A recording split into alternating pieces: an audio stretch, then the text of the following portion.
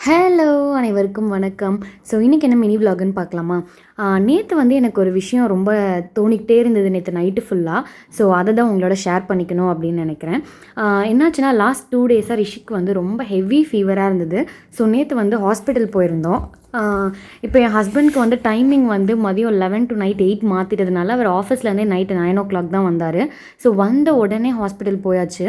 அதாவது பசியோட வரோம். ஆனாலும் பசிக்குது சாப்பிட்டு போலாம் அப்படிங்கிறது இல்லாம, வந்த உடனே ஹாஸ்பிட்டல் புள்ள எப்படி இருக்கோ, என்ன பண்ணுதோ அப்படின்னு தெரியாம, ஸோ நம்ப அப்பா அம்மாவோட அருமை வந்து நம்ப அப்பா அம்மாவா ஆனதுக்கு அப்புறம் தான் தெரியும்னு சொல்லுவாங்கல்ல. ஸோ அத நேத்து நான் ஃபீல் பண்ணேன்.